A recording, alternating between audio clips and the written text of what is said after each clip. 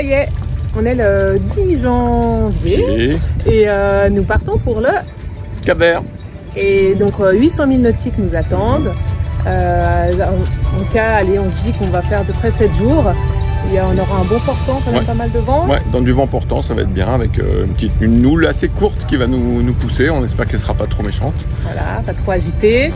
Et puis toujours un petit peu d'appréhension pour moi. Toi, t'es hyper zen, donc ça compense. Ouais. Et puis voilà, c'est parti pour ce défi. Et puis on espère apprécier et puis nous donner un bon élan pour la transat après. Voilà, et on se réjouit de retrouver le Cap-Vert qu'on connaît déjà et voilà, qui est magnifique. Ciao La Gomera!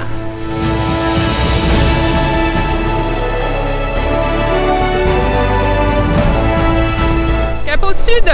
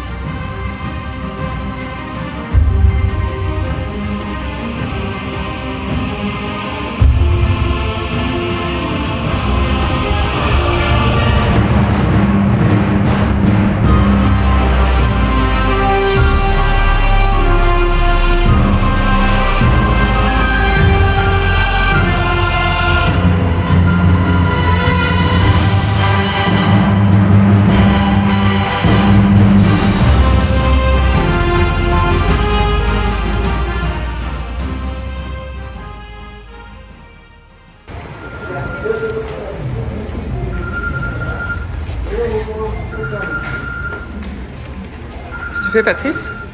Eh ben, le contrôle d'entrée, l'immigration à Mindelo. Okay. Donc chaque fois qu'on va rentrer dans un pays, Bah oui, on fait entrée et sortie. exactement, immigration. Et tamponner les passeports.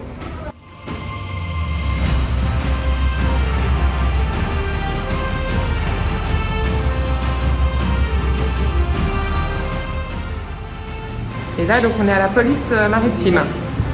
Ouais.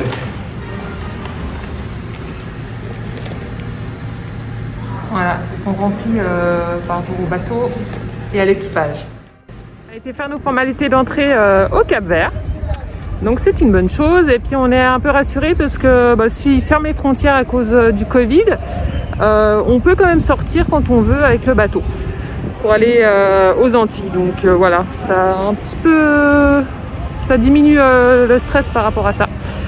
Donc voilà. Bon, continue. Donc nous voilà au Cap-Vert. On vous fait un petit résumé de notre traversée depuis La Gomera aux îles Canaries.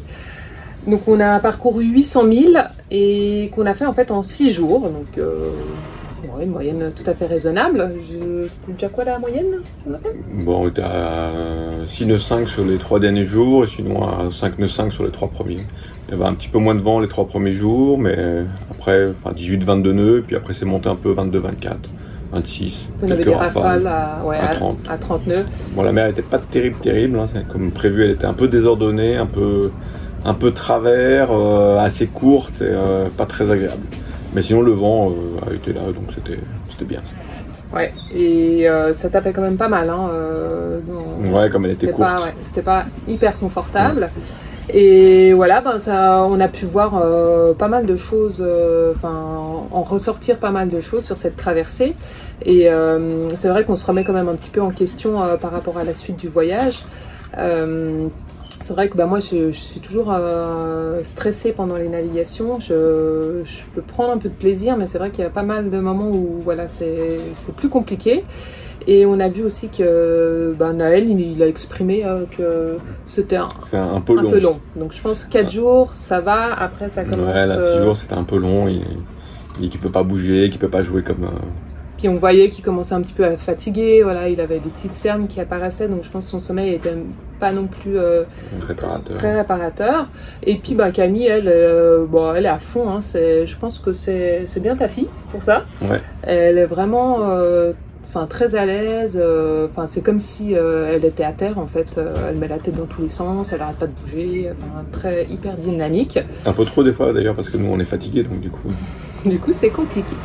Donc voilà, cette escale au Cap-Vert, on va prendre le temps de réfléchir, de profiter de l'île aussi. De profiter de l'île. Et puis je crois que c'est bien de reconnaître ses limites par rapport à nos différences. Et puis que de toute façon on sait que c'est un voyage qu'on va adapter au fur et à mesure. Et puis on va voir pour cette transatlantique qu'est-ce qu'on fait. Et ici il y a une partie, moi et les enfants qui allons en avion, et puis toi tu transates le bateau.